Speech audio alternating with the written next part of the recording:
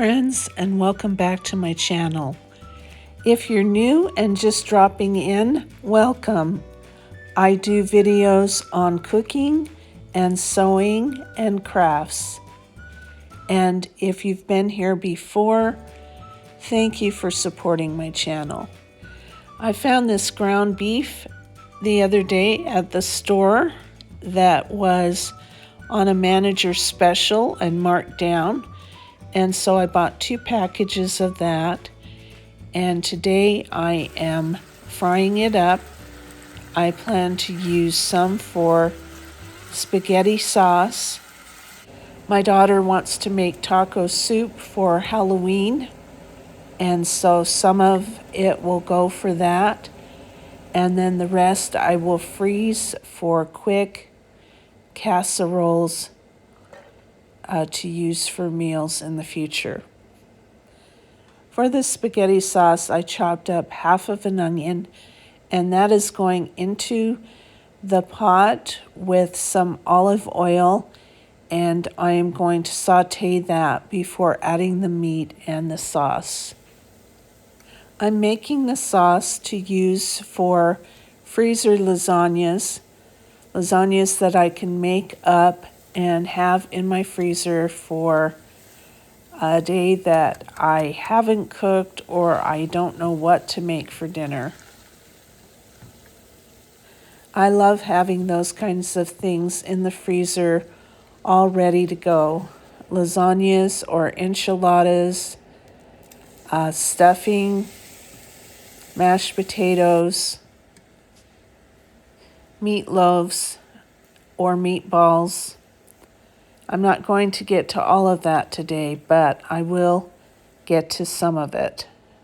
So the first pan of ground beef is cooked and draining in a colander, and I am opening up the second package and getting that browned as well.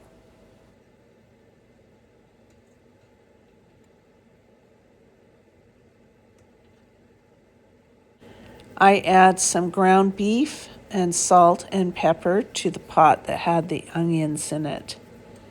And then next I am going to season with some Italian seasoning and garlic powder. I'm using prepared spaghetti sauce, but I still like to season it a little bit. I just feel like it tastes better after I add some onions and some more seasonings to it. And then I also add a little bit of sugar to it to cut the acidity. And here goes in 2 of the large Great Value brand spaghetti sauces. And I need to check and see how many ounces that is so that you can replicate it if you'd like. The jars of spaghetti sauce were 45 ounces or 1.28 kilograms. And I used 2 of them in this pot and rinsed each of them out with just a little bit of water.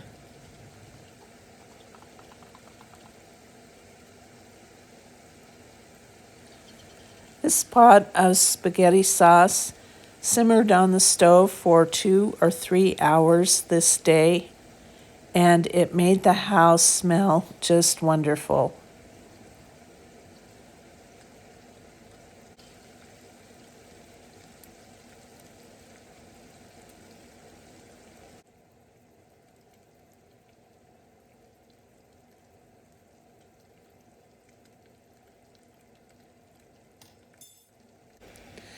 Now I am browning up 2 pounds of breakfast sausage. I want to use sausage in the spaghetti sauce with the ground beef, and I also want to make up 2 pans worth of stuffing and 1 which we will use for Thanksgiving Day.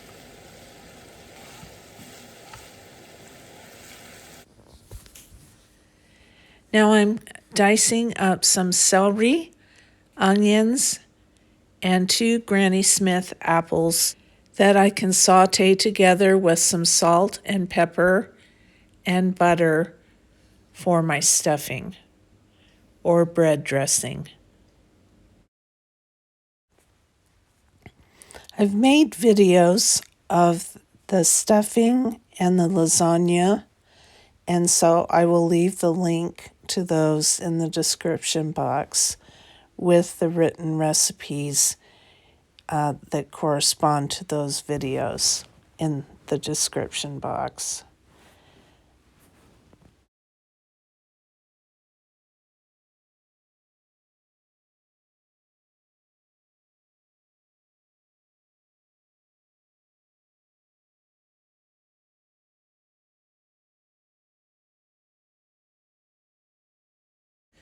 I'm also adding some rubbed sage to this, and just take the lid off. It's just easier. And I didn't have any thyme, or I didn't use any thyme, but that also works really well with this if you like that flavor.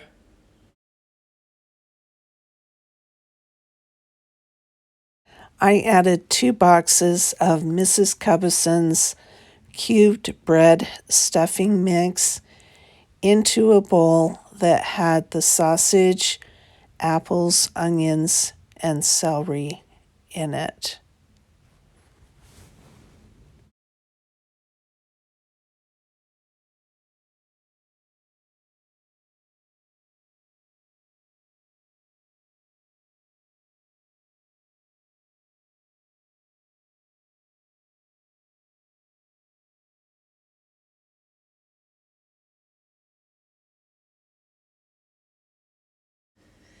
Now I'm mixing up a couple of cups of vegetable broth that I will put over the bread cubes.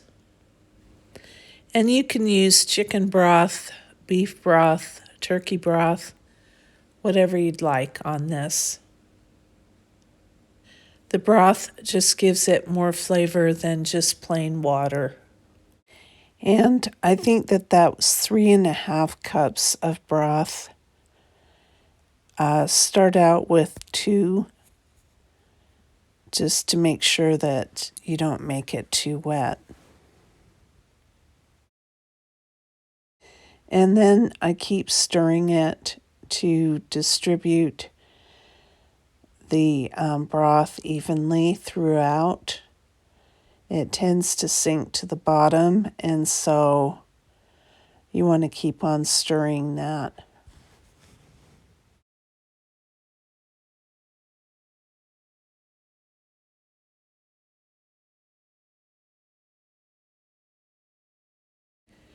Now I'm just dividing up the stuffing into 2 freezer bags, and then that will go into the freezer. I figure 1 bag will be enough for an 8x8 casserole dish. You can freeze this in the casserole dish or a foil pan, but this takes up less space in my freezer, and once I defrost it, I can just put it in the pan and bake it on the day that I'm going to use it. And that will bake at 350 degrees for about 40 minutes. And I like to spray the pan that I bake it in with nonstick cooking spray before I put it into the pan.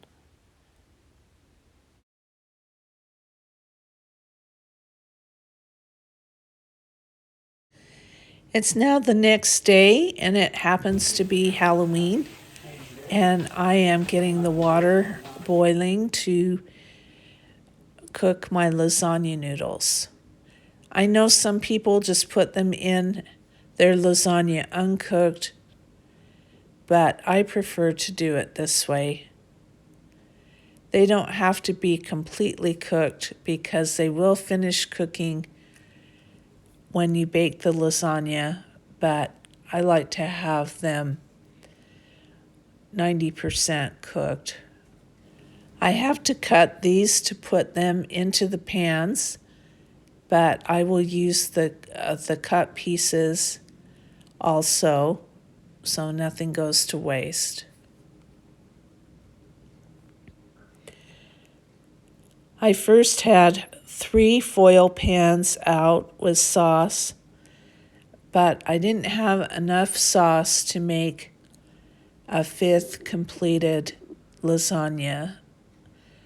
But I end up getting 2 foil pans and 2 glass pans. So that is enough for my daughter's family and my family for at least 2 meals of lasagna. So I put a little bit of sauce on the pan. I also sprayed it with non-stick cooking spray. And then I add the noodle layer on top of that, and then add sauce on top of that. I put cottage cheese on top of the sauce, and then also some shredded mozzarella cheese, and then another layer of noodles. If I had used a bigger pot to cook the lasagna noodles, this would have been a more streamlined process, but I didn't. And so I was cooking the noodles in batches. I probably cooked them about 4 different times. And so I would have to wait for them to cook and then put them on a sheet pan to cool, and then finish the layers of the lasagna. But it was fine. My daughter was in the kitchen with me making the taco soup for that night, and we were having a good time visiting. So whatever works for you. This next layer, I just put cottage cheese on the sauce, and then I finish it off with the last layer of noodles and sauce, and then mozzarella on top. I used 2 pints of cottage cheese for 4 lasagnas of this size, and about a half a bag of the large bag of shredded mozzarella, meaning the large bag that Walmart sells. And I can use the mozzarella. I will bag it up into smaller bags and freeze it, and we can use it for homemade pizzas in the future.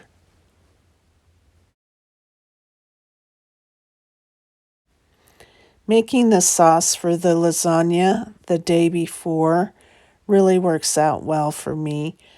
After it cooled the day before, I just put it into a Tupperware or Rubbermaid container, airtight container, and put it in the refrigerator. And it really turned out well, I think. If you are limited on glass baking dishes and don't want to use foil pans, in the past I have done it where I have put a piece of parchment paper in my glass pan before I make the lasagna up. And then I put it in the freezer, and once it's frozen solid, then I can pop it out and put it into a freezer bag, and then that way I have access to my glass pans and I don't have to worry about them being in the freezer and not being able to use them. So that's an option also for you. And it's really easy on the day that you want to make the lasagna. You just pull it out of the freezer and or leave the parchment paper on. You can take it off or leave it on and then put it back into the glass pan that you took it out of. So that pot of sauce, the two 45-ounce bottles of spaghetti sauce and meat and sausage, that was enough to make 4 8x8 lasagnas.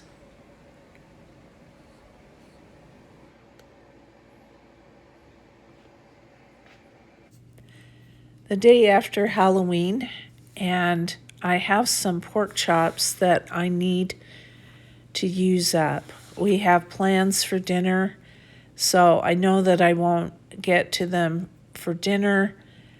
I hadn't planned on making enchiladas, but I decided to cook the pork up in some green enchilada sauce in my Dutch oven. And that cooked for about an hour or an hour and a half until it was tender. I browned the pork off first. And then I didn't really shred the meat, but I tore it into bite-sized pieces and added the sauce that I had cooked it in because it had made a really rich and flavorful green sauce with the pork drippings in it. And I added some onion to that and some cheese, and then I had a filling for my tortillas.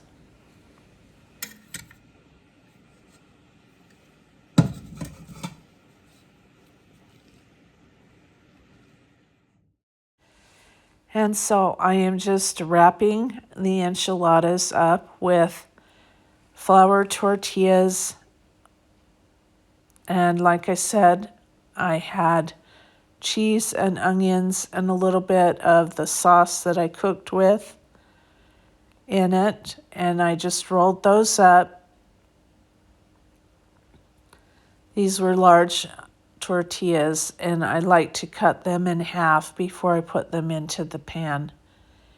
And so I was able to get an 8x8 pan and then also another pan that I had saved from a TV dinner or a frozen dinner. So into the 8x8 pan, I was able to get 4, and then into the smaller pan, I was able to get 3 enchiladas, which will be enough for dinner for my daughter's family, and then my husband and I took the little dish. So I worked on all of these freezer meals over the course of about 3 days. You can do it in one day. You can do it in the evenings as you're making dinner or cleaning up from dinner. You can do one of these things, or make extra mashed potatoes and freeze them in bags. And so you can create your own pace for making freezer meals, is what I'm trying to say. If you spread it out over the course of 2 or 3 days, or if you do it all in a couple of hours.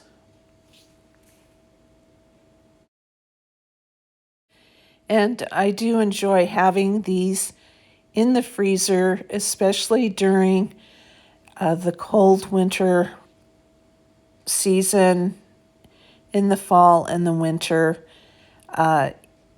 We've had times when we have gotten ill and we have survived on freezer meals. So I really do like having them in the freezer.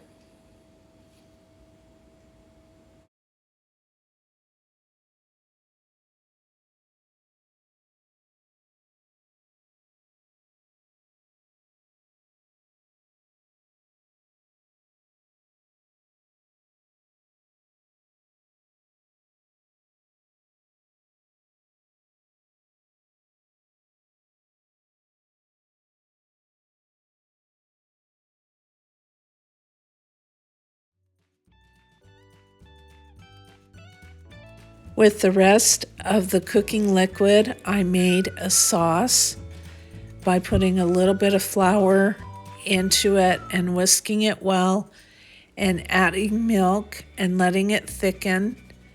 I also added some more green enchilada sauce to it. And then now I am just pouring that over the rolled enchiladas and then adding some Mexican blend cheese to the top of that. I wrapped all of the casseroles, the enchiladas, and the lasagnas in plastic wrap and then in aluminum foil, and then put cooking instructions on the outside for my daughter's family and labeled them as to what they were, as well as a reminder to take the plastic wrap off before baking. So this is everything that I have for the freezer now. There are 4 lasagna casseroles, 2 enchilada casseroles, 2 bags of stuffing, and also a container of cooked ground beef that I can use for future meals if I make more spaghetti sauce or if I make some casseroles out of ground beef, I can use that. So thank you so much for joining me as I did a little bit to stock my freezer and my daughter's freezer with meals that are basically done, just need to be heated up. I appreciate you watching my videos. Please like and comment and subscribe to my channel. It's absolutely free. All you have to do is push the subscribe button. I'm happy to have one thing done for Thanksgiving, and that's the stuffing. I plan on making mashed potatoes and some pigs in a blanket appetizers, so be looking forward to that video. And I'll say goodbye for now. See you next time. Bye-bye.